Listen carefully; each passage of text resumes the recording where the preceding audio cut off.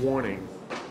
Tropical Storm Michael still packs a deadly punch of punishing wind and rain, and it's still sweeping across our state. This storm has now claimed a life in North Carolina. One person was killed when a tree fell on his car in Iredell County. We mourn for his family and friends, and I know that we grow weary of the wind, the rain, and the floods, but we must remain cautious and alert. We want to prevent tragedy and save lives.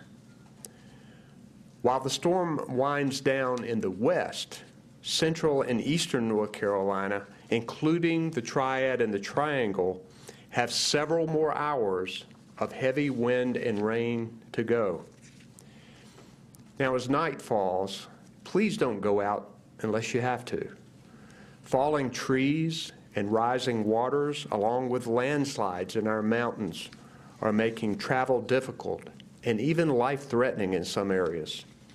And if you must go out, don't drive on flooded roads or around barricades. State troopers have already responded to hundreds of crashes from the storm, and over 100 roads are closed. Flooding remains a serious threat. Heavy rains up to 7 inches in some areas are causing creeks and rivers to swell and flood, especially the Catawba, Rocky, Haw, and Tar rivers. We're also seeing flash flooding in some cities like Charlotte, Raleigh, and Chapel Hill. Dozens of swiftwater rescues and evacuations have taken place today in Guilford, Forsyth, Iredell, Henderson, Burke, and other counties. I'm grateful to all the first responders who are stepping up yet again. High winds up to 60 miles an hour are bringing down trees and power lines, and currently nearly 400,000 households in the state are without power. Most of North Carolina is still under a tropical storm warning and a flash flood watch, and some eastern North Carolina counties remain under a tornado watch. Pay close attention to the warnings in your area and act quickly if you're asked to take cover or evacuate. North Carolina has had a seasoned emergency response team, and they're remaining on the job, working closely with local and federal officials. So here with an update is Emergency Management Director Mike Sprayberry. Mike? Thank you, Governor.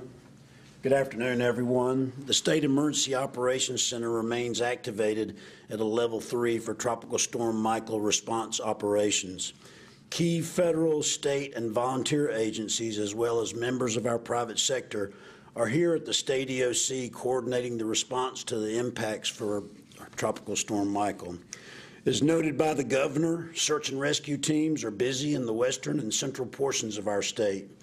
Our National Guard, State Highway Patrol, and DOT partners have also been working hard to keep the public safe. We also thank our utilities for their work to minimize power outages. Michael remains a dangerous storm, as the Governor said, and is causing power outages, downed trees, flash floods, can cause tornadoes, landslides, and riverine flooding. Please stay off the roads if you can. Again, we urge that you use the NCEM Flood Inundation Mapping and Alert Network, known as FIMAN, to ensure you're aware of potential flooding in your area. You can reach that network by logging in to fiman.nc.gov. That's fiman.nc.gov. On that website, you can sign up to be alerted by text or email whenever rivers or streams begin to rise near you. And always follow the instructions of your local officials regarding evacuations or anything else. Stay tuned to your local media for situational awareness. And thank you for your outstanding support of the North Carolina State Emergency Response Team. Thank you, Governor. Thank you, Mike. We'll now get a report on our roads from Secretary of Transportation Jim Trogdon. Thank you, Governor. DOT has our crews that were responding to Hurricane Florence and all 100 counties are now focused on what we also have to do to respond to Tropical Storm Michael. And that's 2,100 employees, 1,200 trucks, another 150 loaders, 200 backhoes, so plenty of equipment to respond to the event that we had before as we're making repairs, and now focused on Tropical Storm Matthew. We did have 75 roads still closed from Florence. This morning at 10 o'clock, we had 16 roads closed from Michael, and now we're focused on that number has grown rapidly to 119. So 9 primary roads just from Tropical Storm Michael. 46 of those are clustered in the Boone area, Boone, Blowing Rock, Watauga County, so a large percentage of the 119 we have are just in that region alone. We anticipate that the conditions will change rapidly as the storm is moving from western part of the state to central to northeast. And we believe over the next 12 hours we'll see those same kinds of conditions impacting travel between the triad, the triangle areas as well. So we're monitoring mobility closely, anticipate those conditions will change rapidly as this storm progresses east and north. And so we recommend everyone go to drivenc.gov for the latest travel conditions if you have to travel. Thanks, Jim. We'll now hear from First Sergeant Michael Baker from the North Carolina Highway Patrol. Thank you, Governor. The State Highway Patrol has been working very diligently with our local, state, and federal partners to ensure we answer any calls for assistance as they become to us. Troopers are positioned around the state, ready to respond at a moment's notice to those areas heavily impacted by the storm. Heavy rainfall continues to pound the western and Piedmont portions of our state, which has resulted in flash flooding, causing roadway conditions to worsen throughout the day. Roadways in low-lying areas prone to flooding will continue to make travel very treacherous. The State Highway Patrol, since midnight today, throughout 4 p.m. today, this afternoon, has responded to 450 collisions and approximately 780 calls for service, and that number continues to climb. Motorists are encouraged to be cognizant of downed trees and power lines in the affected areas overnight. Motorists are also cautioned to avoid driving around barricaded roadways, and I cannot stress this enough. Please do not drive around barricaded roadways or through floodwaters. I would ask that motorists continue to monitor your local media stations and drivenc.gov for up-to-date roadway conditions. Please do not call 911 or Star HP unless it's an emergency. Thank you.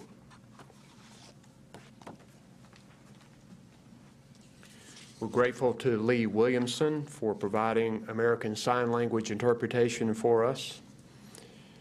I know that North Carolinians have been through a tough time, but we'll get through this.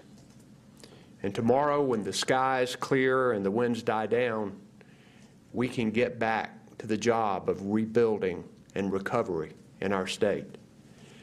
But tonight, I urge people to hunker down and stay safe until Michael blows through. We'll take your questions if anybody has any.